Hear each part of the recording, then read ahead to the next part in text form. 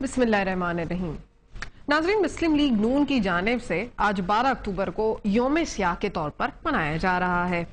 इस सिलसिले में पार्लियामेंट हाउस के सामने एक एहतजाजी कैंप भी लगा दिया गया है और वजीर आला पंजाब मियां शहबाज शरीफ का कहना है कि 12 अक्टूबर कौमी तारीख के स्याह तरीन दिनों में से एक है। अगर हम परवेज मुशर्रफ इस रोज जमहूरियत पर शफून ना मारते तो आज शायद मुल्क की दहशतगर्दी, बेरोजगारी और महंगाई जैसे बदतरीन मसाइल से ये मुल्क दो चार ना होता। आज इस बात का भी अहादा किया जा रहा है कि आइंदा ऐसे अफसोसनाक वाक़े नहीं होने दिए जाएंगे। आज ऑल पाकिस्तान मुस्लिम लीग भी इस दिन को मना रहे हैं और वो उसको यौम निजात के तौर पर मना रहे हैं। उनका मौक़िफ़ ये है कि इस दिन एक करप्ट हुकूमत का खात्मा हुआ था और कौम को करप्ट हुक्मरानों से निजात मिली थी, क्योंकि अगर नवाज शरीफ की हुकूमत 6 माह भी मजीद रह जाती तो मुल्क का दिवालिया हो जाता। अब नाज़रीन, ये तो है लफ्जों की जंग जो कि जारी रहेगी, मगर हकीकतन आज इस जमहूरी दौर में हम कहां खड़े हैं, क्योंकि नवाज शरीफ साहब आज के जमहूरी दौर में भी सड़क पर एहतजाज कर रहे हैं। तो आखिर ये सियासतदान खुश कब होंगे, क्योंकि आवाम की राहत की तो शायद कोई इतनी अहमियत ही नहीं रही, सिर्फ बारी की जंग है। आज वर्ल्ड बैंक के आदाद शुमार के मुताबिक पाकिस्तान में गुज़िश्ता और हालिया साल के दौरान माशी तरक्की की 4.5% की मुतवक्किल शरह अब 2.5% तक गिर सकती है। हुकूमती खसारा भी एक बहुत बड़ा मसला है जिसका असर तवानाई की जरूरतें पूरी करने के सरकारी अहदाफ और सनती शोबे पर पड़ रहा है। अगर हम अपनी इमदाद की मिकदार देखें तो कैरी लुगर बिल के जरिए एक साल में 1 अरब 20 करोड़ डॉलर दिए गए।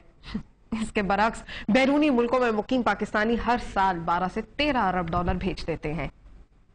अरबाब इख्तदार सिर्फ बार बार अपनी कामयाबियों का ऐलान करते हैं, लेकिन अवाम को दरपेश मसाइल जूं के तूं और हल पर कोई तवज्जो नहीं। कौमी मुश्किलात के भंवर में फंसे जा रही है और कोई निकालने वाला इस कौम को नहीं नजर आता। इसकी जिंदा मिसाल रहमान मलिक साहब का डॉक्टरी का एजाज हासिल करना है कि उन्होंने कराची में क़याम अमन के लिए दिन रात की मेहनत की और इन कोशिशों का समर उनको एजाजी डॉक्टर बनाना है। डर तो इस बात का है कि उन्होंने मुल्क के लिए मजीद खिदमात अंजाम देने का अज़्म किया है। अब तक उनकी कोशिशों से ये हालात हैं, ना जाने अगर आगे ज्यादा कोशिशें करेंगे तो पता नहीं क्या होगा। दूसरी तरफ वजीर आजम गिलानी साहब कहते हैं कि बलूचिस्तान में मुसलसल मस्त शुदा लाशें मिलने पर उन्हें तशवीश है और नाराज बलोच भाइयों से मुज़ाकरात के लिए वो उनके दरवाजे तक जाने को तैयार हैं। यहां पर शायद सिर्फ यही कहा जा सकता है कि बड़ी देर लगी मेहरबान आते आते। फिलहाल नाजरीन, हमारे शो में आज हमें ज्वाइन किया है सेनेटर लश्कर रईसानी साहब ने, जो कि रहनुमा पाकिस्तान पीपल्स पार्टी के, और उनके साथ इस्लामाबाद में मौजूद हैं नासिर अली शाह साहब, जो कि रहनुमा पाकिस्तान पीपल्स पार्टी के। आज खास तौर पर 2 रहनुमाओं को, जो कि जिनका ताल्लुक पीपल्स पार्टी से है, बुलाने का एक मकसद है, वो आपको इस डिस्कशन में नजर आएगा। उनके साथ मौजूद हैं अब्दुल मालिक साहब, जो कि सीनियर तज्जियाकार हैं।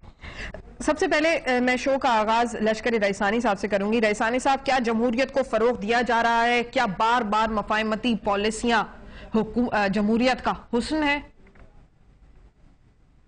बिस्मिल्लाह रहमान रहीम।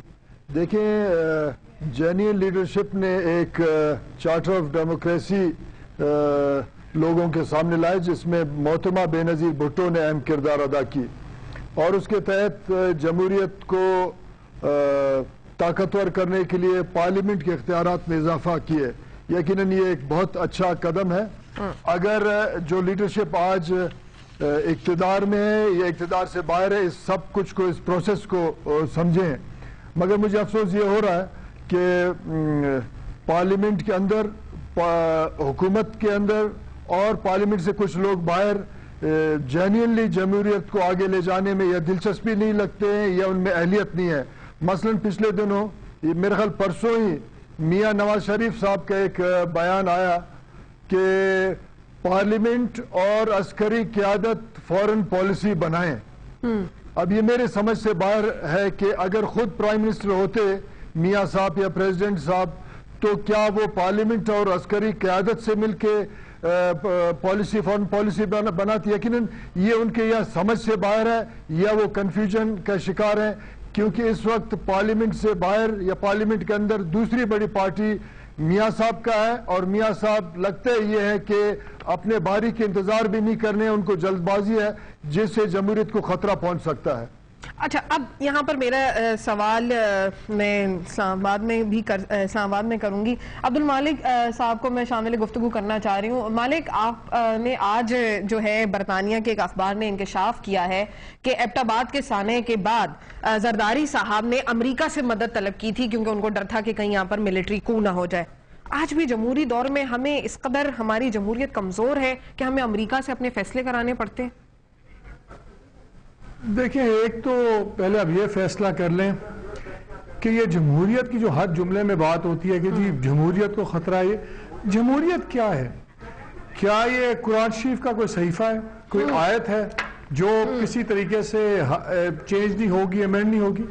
یہ ایک نظام حکومت ہے اور اس کا ایک ہی منبع ہے اس کو جانچنے کا کہ آپ کا آج کیا آپ کے گزرنے والے کل سے بہتر ہے، بالکل، اور کیا آپ کا آنے والا کل آپ کے آج سے بہتر ہوگا کہ نہیں ہوگا. مالک، مجھے ایک سیکنڈ موقع دیجئے، مجھے بریک کا کہا جا رہا ہے. اس پوائنٹ کو یہیں سے آگے بڑھائیں گے کیونکہ مالک نے بڑا اچھا پوائنٹ یہاں پر اٹھایا ہے کہ جمہوریت ہو یا آمریت یا کسی بھی قسم کا سسٹم ہو، ہمارا آج کیا کل سے بہتر تھا اور آنے والا کل ہمارا کیسا ہوگا، یہ عوام جاننا چاہتی ہے. ناظرین، فی الحال وقت ہوئے مختصر سے وقفے کا.